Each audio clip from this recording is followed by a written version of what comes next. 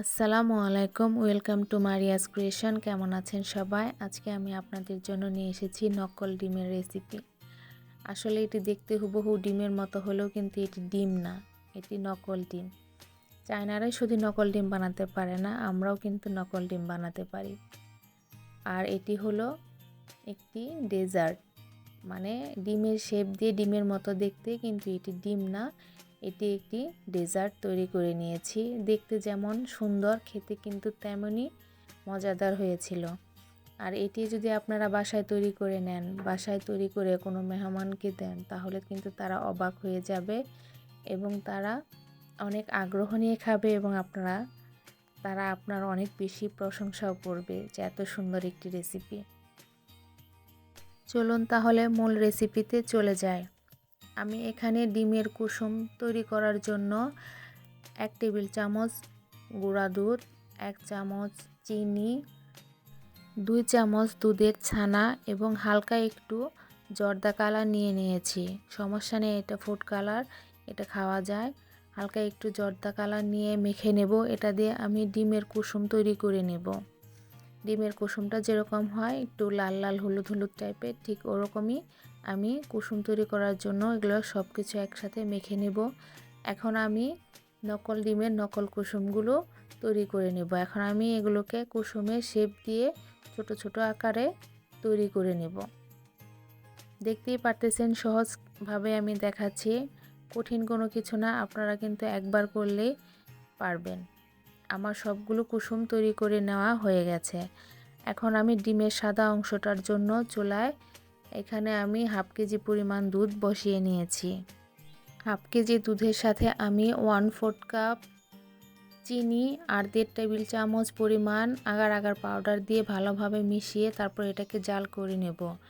আর দুধটাকে যখন আমি জাল করে নিব, এটা অনবরত নাড়াচাড়া করতে হবে, না হলে কিন্তু এটা ঘন হয়ে আসবে আর নিচে লেগে যেতে পারে। তাই আগার আগার পাউডার দিয়ে যখনই দুধ জাল করবেন, সেটা অবশ্যই বারবার নাড়াচাড়া করতে থাকবেন। আর এখানে আমি সামান্য পরিমাণ ভ্যানিলা এসেন্স দিয়ে দিলাম, যাতে দুধের একটি গন্ধ থাকে, যে এই গন্ধটা আসবে না। তাই আপনারা দিবেন ভ্যানিলা এসেন্স। যদি না থাকে তাহলে এলাচের গুঁড়া দিয়ে দিতে পারেন, তাহলে আর ভ্যানিলা এসেন্স না দিলেও চলবে। আর এখানে আমি সামান্য পরিমাণ একটু লবণ দিয়ে দিয়েছি। যারা মিষ্টিতে লবণ পছন্দ করেন না, তারা স্কিপ করে নিতে পারেন। আমার দুধ জাল করে নেওয়া হয়ে গেছে, দেখুন কতটা ঘন হয়ে গেছে। এখন আমি এটাকে নামিয়ে নিব। আর এখানে আমি 4টা ডিমের খোসা ভালোভাবে ধুয়ে পরিষ্কার করে নিয়েছি। আপনার ভিতরে আঙুল দিয়ে ঘষে ঘষে ভালোভাবে পরিষ্কার করে নেবেন।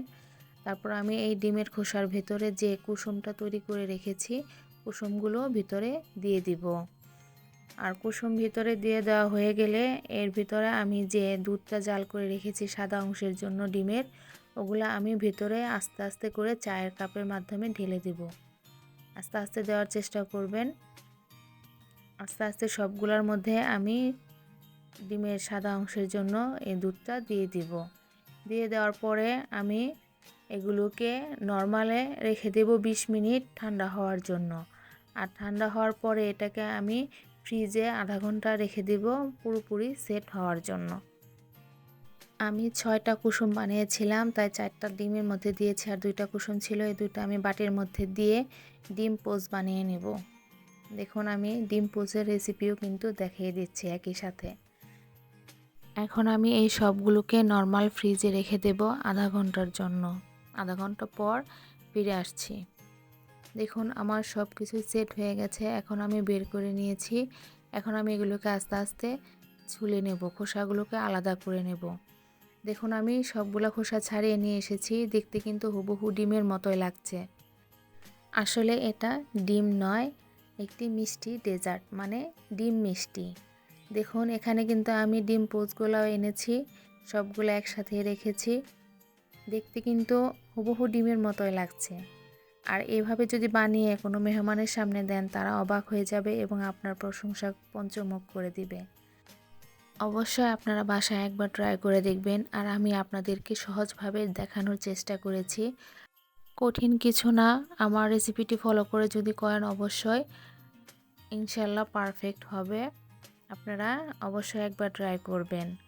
আর আমার এই ধরনের সহজ সহজ ভিডিও দেখার জন্য আমার চ্যানেলটিকে অবশ্যই সাবস্ক্রাইব করে আমার সাথে থাকবেন। আর আমার ভিডিওটি যদি ভালো লেগে থাকে তাহলে অবশ্যই একটি লাইক এবং কমেন্ট করে দিবেন। ভালো থাকবেন সবাই। আল্লাহ হাফেজ।